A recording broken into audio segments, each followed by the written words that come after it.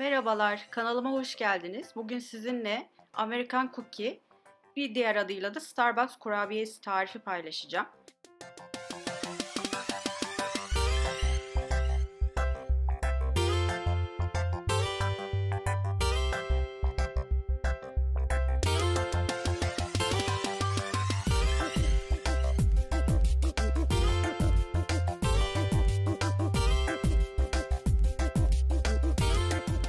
Şimdi tarife geçelim. Öncelikle 125 gram tereyağı ya da margarin kullanıyorum. Bir tane yumurtamız var. 1 çay bardağı toz şeker, 1 çay bardağı da esmer şeker var. Esmer şekeriniz yoksa kullanmak zorunda değilsiniz. Ama esmer şeker daha güzel kıvam veriyor. Kullanırsanız daha iyi olur.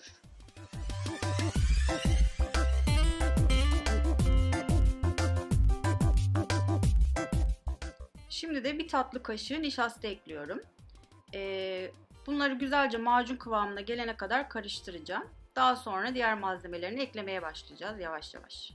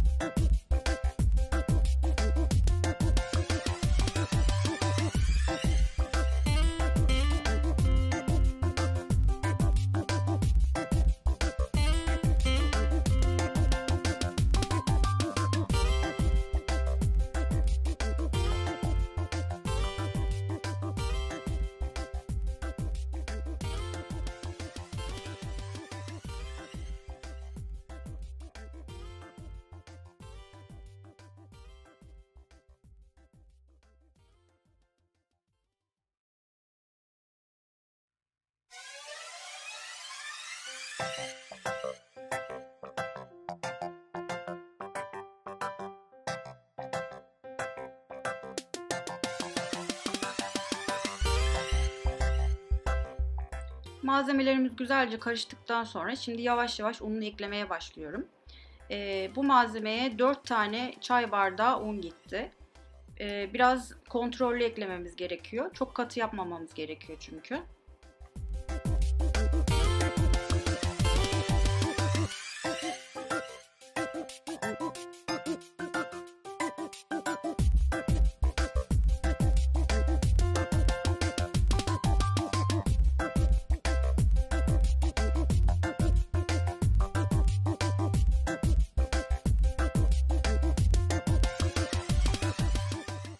şimdi de bir çay kaşığı kabartma tozu, bir paket de vanilin ekliyorum. Sonra karıştırmaya devam ediyoruz.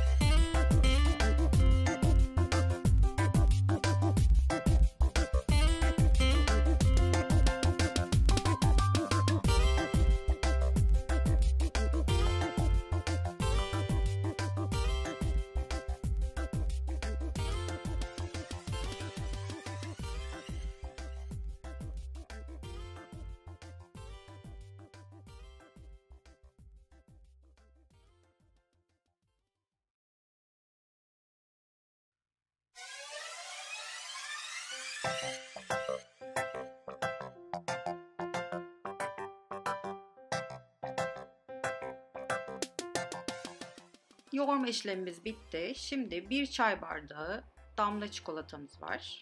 160 gram sütlü çikolatamız. Bunları küçük küçük doğradım. Onları da ekliyoruz.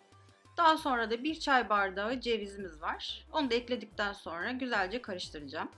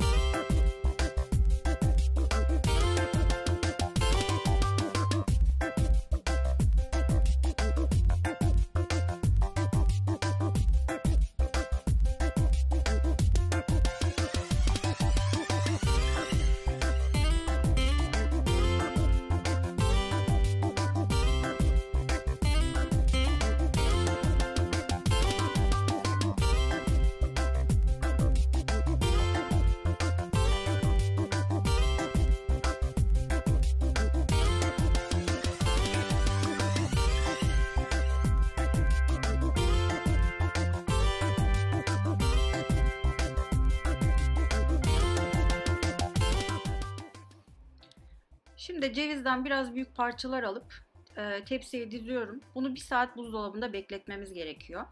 Biraz donması gerekiyor çünkü. Bu verdiğim malzemelerden 17 tane kurabiye çıkacak. Şimdi yuvarladıktan sonra dolaba kaldıracağım.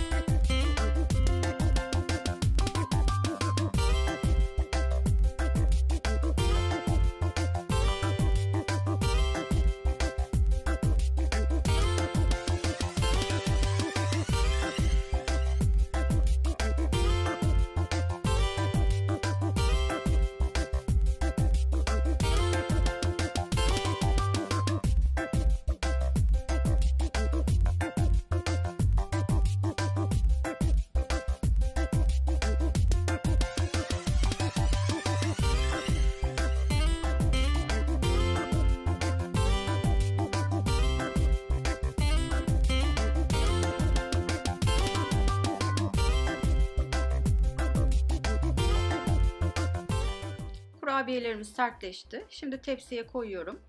Aralıklı koymamız gerekiyor çünkü yayılıyor kurabiyelerimiz pişerken.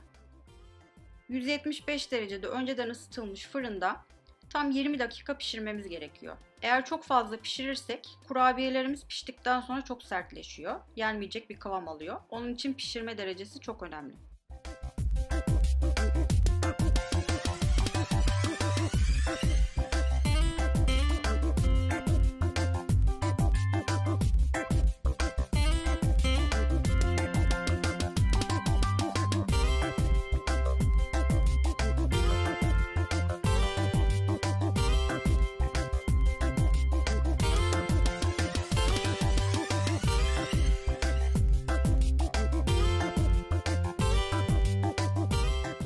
Kurabiyelerimiz fırından çıktı. Çıktıktan sonra hemen bir bardak yardımıyla üzerlerine bastırmamız gerekiyor yassı kıvam vermek için. Hiç korkmayın. İlk çıktığında böyle pişmemiş gibi görünebilir ama soğudukça kıvamını alacak. Böyle bastırıyoruz. Daha sonra soğumaya bırakıyoruz. Kurabiyelerimiz hazır.